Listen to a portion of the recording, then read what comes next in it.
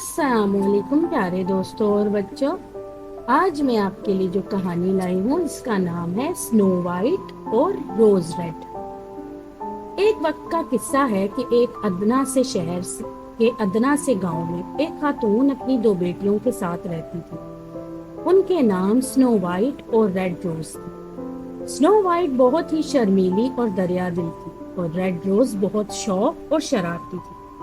ہر مرتبہ اگلی شرارت کی فراق میں رہتی تھی۔ سنو وائٹ اور ریڈ روز ہر روز کام میں اپنی ماں کا ہاتھ بٹاتی اور رات میں ماں ان کو پریوں کی کہانی سناتی۔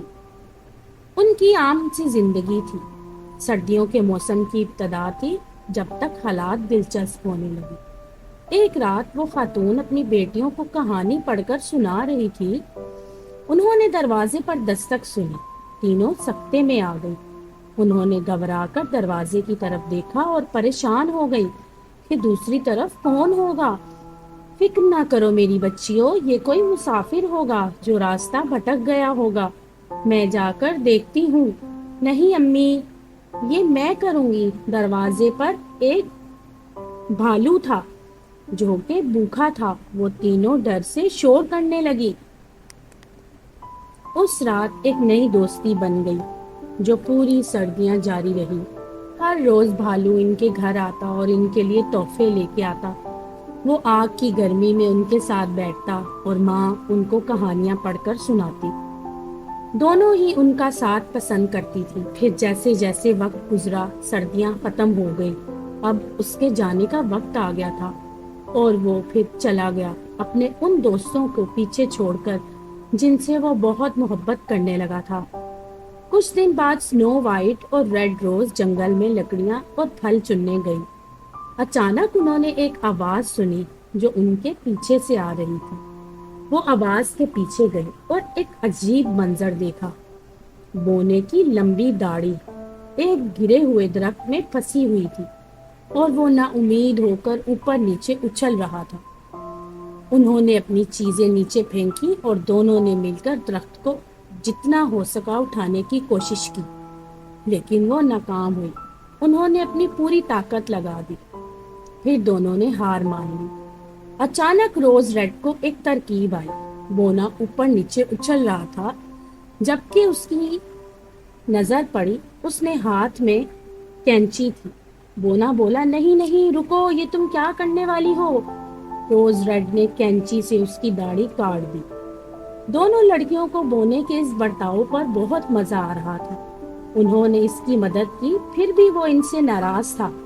وہ ان پر چیختا رہا۔ جب وہ جنگل میں ان سے دور چل کر جا رہا تھا، ان کی مدد کا شکریہ ادا کیے بنا ہی اگلے دن لڑکیوں نے دریا کے پاس سیر کرنے کا فیصلہ کیا۔ اگلے دن پھر انہوں نے اسی بونے کی چیخو پکار سنی جس سے وہ پہلے مل چکی تھی۔ بہنیں ایک مرتبہ پھر اس کی مدد کے لیے دوڑ گئیں۔ اس دفعہ اس کی داڑھی ایک بڑی سی مچھلی کے منہ میں پھنس گئی تھی۔ دونوں بہنیں اس کا لطف اٹھا رہی تھیں۔ پھر انہوں نے سنا اپنے پیچھے ایک بڑی سی چٹان پر ایک نوجوان گرا پڑا ہے اور اس کے ماتھے پر ایک چوٹ کا نشان بھی تھا۔ ارے کون ہو تم؟ میں شہزادہ ہوں ایڈن اور اپنے بھائی جوزف کو ڈھونڈنے آیا ہوں جو سردیوں سے لاپتہ ہے۔ میں سنو وائٹ ہوں اور یہ میری بہن روز ریڈ ہے۔ کیا ہم اسے ڈھونڈنے میں آپ کی مدد کریں؟ وہ خوراک کا تھیلا جنگل میں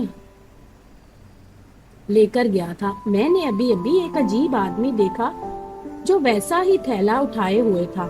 جب میں اس کا پیچھا کرنے کی کوشش کی تو اس نے مجھ پر طلسم پھینکا اور چلا گیا، اور اس پتھر پر بھی میرا سر لگا اور میں بے ہوش ہو گیا۔ مجھے یہ جان کر افسوس ہوا جب لڑکیوں نے شہزادے کی مدد کرنے کو کہا تو اس کو حوصلہ ملا۔ پھر اسی پل ان تینوں نے ایک گرجتی آواز سنی۔ یہ ان کے پیچھے ایک گھنے جنگل سے آ رہی تھی۔ وہ تینوں گھوڑے پر سوار ہو کر آواز کی طرف تیزی سے جانے لگے۔ انہوں نے بونے کو غار سے باہر آتے دیکھا جب اس کے پیچھے بھالو لگا ہوا تھا۔ مجھے چھوڑ دو، بچاؤ بچاؤ! شہزادے نے اپنی تلوار نکالی اور دونوں کی طرف بڑھنے لگا۔ یہ بونا میرا ہے، شہزادہ بولا۔ بہت ہو گیا یہ بے وقوفی، اب میری اصلیت دیکھو۔ تم سوچتے ہو تم مجھے ہرا سکتے ہو؟ تم سب کو اب اس کی قیمت چکانی ہوگی۔ روز میری تلوار پھینکو میری طرف، کاٹ دو اس کی داڑھی، اسی میں اس کی طاقت ہے۔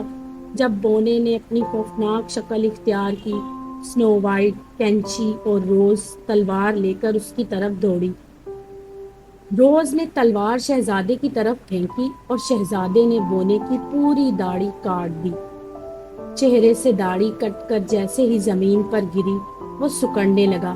اچانک ہی وہ بھالو ایک خوبصورت شہزادے میں بدل گیا، شہزادہ جوزف جو ایڈن کا بھائی تھا۔ شہزادے ایڈن نے اپنے بھائی کی طرف دیکھا اور اسے گلے لگا لیا۔ شہزادے نے دونوں بہنوں کا شکریہ ادا کیا جو انہوں نے اس کے لیے کیا تھا۔ دونوں بھائیوں کو ان سے محبت ہو گئی تھی۔ ایک نکاح ہوا جو سلطنت میں سب سے خاص تھا۔ سنو وائٹ نے شہزادہ ایڈن اور روز نے جوزف سے۔ اب سنو وائٹ اور روز ریڈ جو بھالو سے ڈرتی تھی، جب انہوں نے بھالو کی شکل سے آگے دیکھا، یہ ہمیں بتاتا ہے کہ کسی کا صحیح کردار ان کے دل سے جانا جاتا ہے، اور دریا دلی اور محبت اس طلسم کو توڑ سکتی ہے جو شاید دنیا آپ پر نازل کرے۔ تو دوستو، اگر آپ کو میری یہ کہانی پسند آئی تو میرے چینل کو لائک اور سبسکرائب ضرور کیجیے گا۔